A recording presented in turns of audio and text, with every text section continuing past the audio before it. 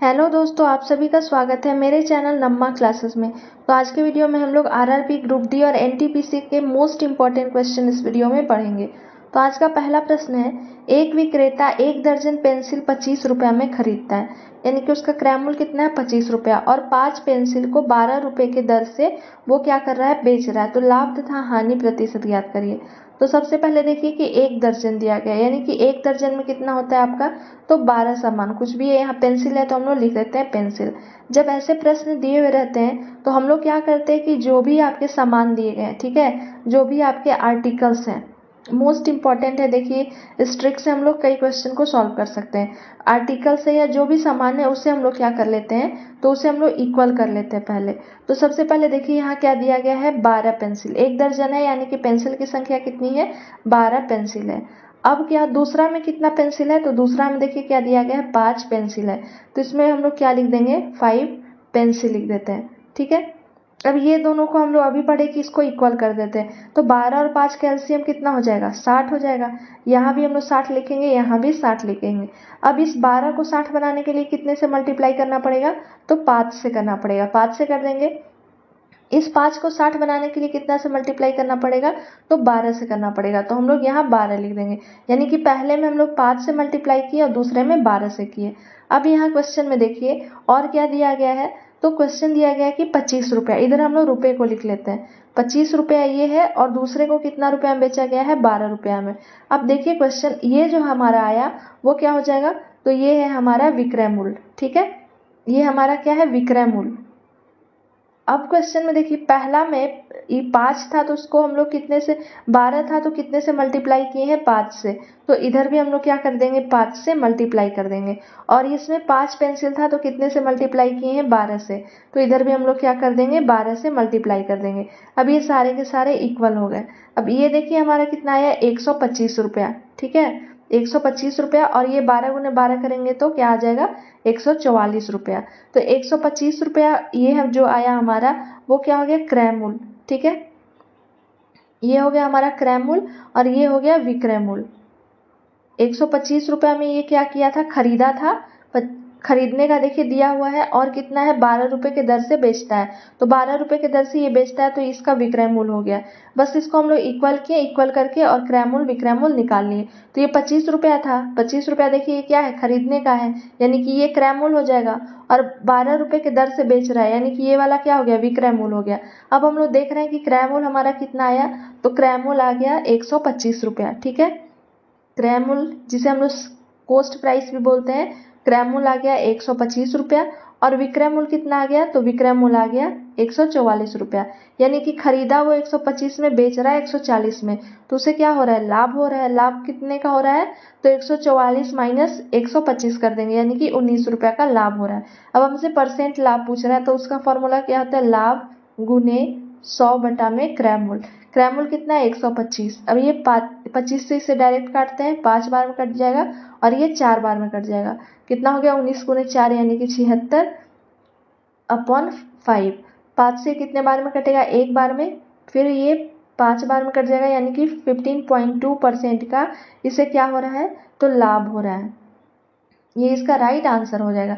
देखते हैं 15.2 किस ऑप्शन में है, तो 15.2 ऑप्शन बी में दिया गया है। देखिए ऑप्शन बी ये हो जाएगा, ऑप्शन बी में दिया गया है प्रॉफिट का, बी राइट हो जाएगा।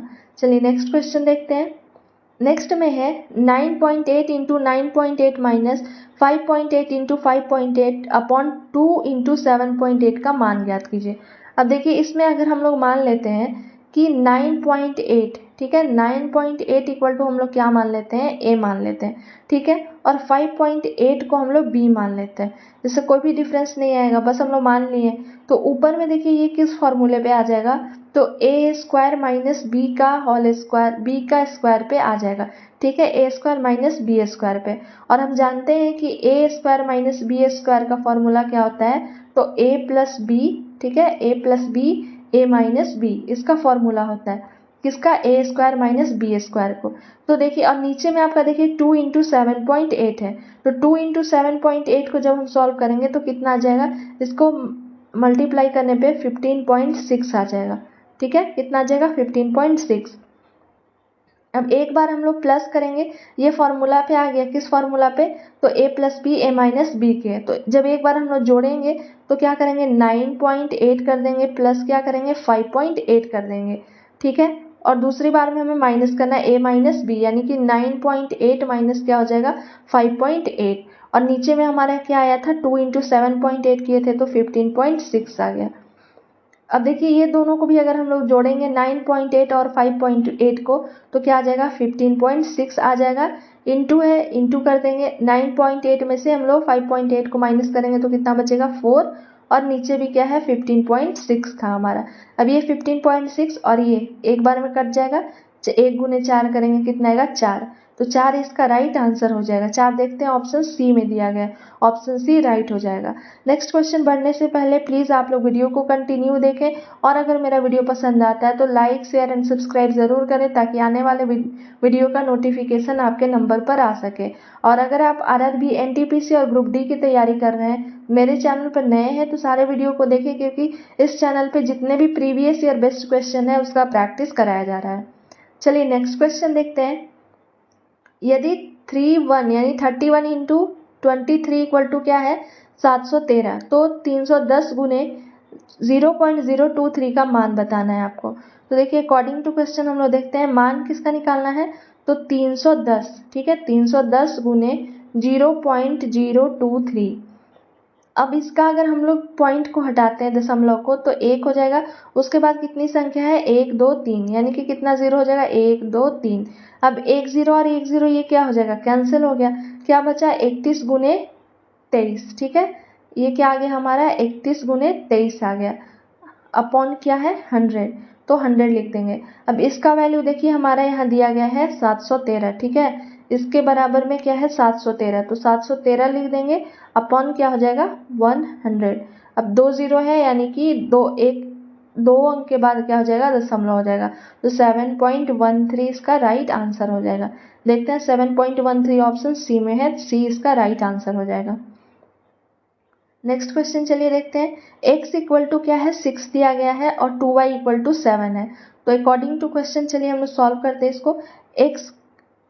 x को जब हम लोग ऐसे क्रॉस मल्टीप्लाई करते हैं, ठीक है, तो ये क्या हो जाएगा 7x हो जाएगा, और ये क्या हो जाएगा 12y। अब यहाँ से x और y का मान हम लोग निकाल सकते हैं, क्योंकि यहाँ 2y इक्वल टू 7 दिया गया था, तो अगर हम लोग क्रॉस मल्टीप्लाई कर देंगे तो आसानी से ये निकल जाएगा। तो x upon Y equal to क्या हो जाएगा, तो 12 बाई क्या हो जाएगा 7। अब देखिए जब क्रॉस मल्टीप्लाई करेंगे तो ये 7x आ जाएगा, ये 12y, यानी कि x का वैल्यू कितना आ गया, तो x इक्वल टू वाई और y इक्वल टू कितना है 7, x का वैल्यू 12 और y का वैल्यू 7 हो गया। अब इक्वेशन क्या है x माइनस वाई, यानी कि क्या कर देंगे 12 माइनस 7, डायरेक्ट चलिए इसे लिखते हैं, तो 12 माइनस 7 करेंगे तो क्या हो जाएगा 5 हो जाएगा, और x प्लस वाई यानी कि 12 और 7 को जोड़ देंगे तो क्या हो जाएगा 19 हो जाएगा, प्लस फिर क्या है 14 है बाई 19। अब 19 का एलसीएम कितना आ जाएगा, तो 19 का एलसीएम हो जाएगा 19, और 5 प्लस 4 हो जाएगा 5 प्लस 14, तो क्या आ जाएगा 19 अपॉन 19 इसका राइट आंसर। वन टाइम में ये कट जाएगा, लेकिन ऑप्शन में आपका देखिए 19 अपॉन 19 ही दिया गया, 1 नहीं दिया गया, तो इसका राइट आंसर ऑप्शन बी हो जाएगा। नेक्स्ट क्वेश्चन देखते हैं। 6xy² z 8x² y³ z² और क्या है 12x³ y³ और z का पावर क्यूब है, ठीक है, ये देखिए यहाँ थोड़ा मिस्टेक हो गया है। का मस्सा ज्ञात करिए। मस्सा यानी कि क्या होता है, तो मस्सा को हम लोग क्या बोलते हैं HCF, हाईएस्ट कॉमन फैक्टर, यानी कि जो सारे अंकों से कटेगा उसे हम लोग लिखेंगे।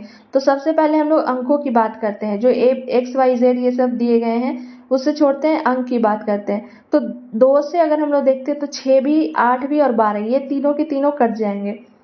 ऑप्शन में देखिए आपका 2 दिया गया है तो 2 होगा, 3 है तो 3 जो है वो 8 जो है वो 3 से नहीं कटेगा, तो सी ऑप्शन ऐसे भी नहीं होगा हमारा। फिर उसके बाद 4 है तो 4 से ये 6 नहीं कटेगा, तो ये आपका कैंसिल हो गया। बचा ऑप्शन ए और डी, इसी में बचेगा।